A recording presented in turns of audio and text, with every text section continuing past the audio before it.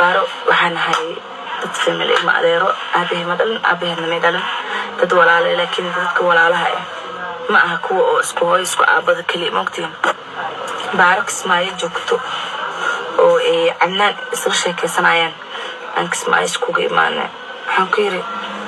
waxaa markaa imaadey saano tripka horena marka askariga ahaana baro waxa isla joognay doobli isla joognay mar aan cabaar waqti ku wada qaadanay oo isku fahanay bas xidhad wasraacayna laakiin waxa isku raacayna Nairobi aniga iyo baro iyo afnaan iyo amaal iyo wiil kale ay soo raacay ay soo kaxeeyay waxa soo marna wadada qoladii marka jirto aniga askari ba ahaan jir aan saa u karkarahay oo cabsanahay aan wadada ku soo marno sinabada doobli u imaanay sinabada marka doobli u imaanay haddana waxa imaanay Garis haddana waxa imaanay Nairobi marka imaanay sidii ba guriga baare igu geeso gurigeeda marka cabaar aan joogo bay baxday waxa ii soo qaaday Muzamil oo ay isoo qaado yar oo adiis taxsan meelaha jiro sant ma xasuusto laakiin yara isoo saddex meelaha iska isoo kaxayso gurigeeda wada joogna cabaar haddana kadib ayay igu tiraade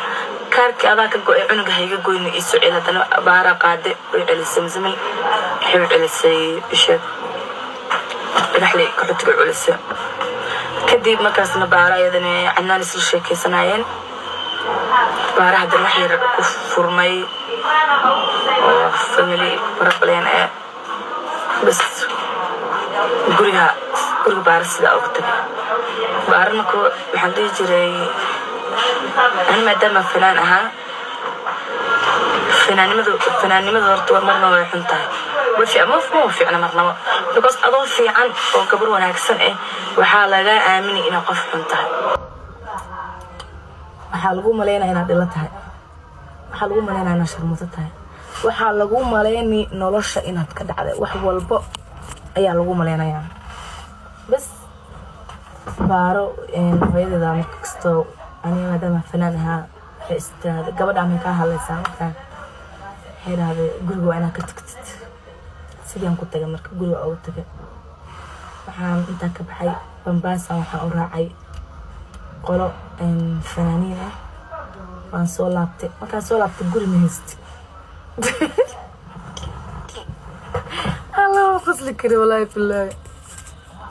markaan soo laabtay guri ma haysti aan Bambaasa ka soo laabtay baara message waxa uu qoray WhatsApp ma jirin WhatsApp ma haysan amanana uu jira laakiin ma kala hadlan WhatsApp Facebook am soo qorxan ku dhabaado walaashay email kan inaan joogo marabiye maxaan sameeyaa markaas ayadana gurigeeda alaabteeda dhan way kadkada gurigeeda isoo sawirtay igu tiraad abba anu dhulkaas fadhiyaa maxaan ku sameyn karaa iska amse inta ka baxay magaalada dad oo meelaha laga heesay iska raacay meelaha iska soo badbooday waan soo laabtay markaan soo laabtay gabar iyo ani iyo wiilal isla soo laaban waxay igu dhaheen kaal gurigeena noo raac ma xodaa meel baba heesti waan raacay fadhiya la fariistay biyo dunia asxaabay ahaayeen urta ay qabatay urta markay qabatay meel seexdayst waa daan baxo isxaysiyo meel seexanayst waxaan rabaa inaan is adkeeyo dadkan soo jeedo iyo asxaabtan aan ku dhex jiro oo waqtiga ku dhumiyo habeena badan bas waqti ku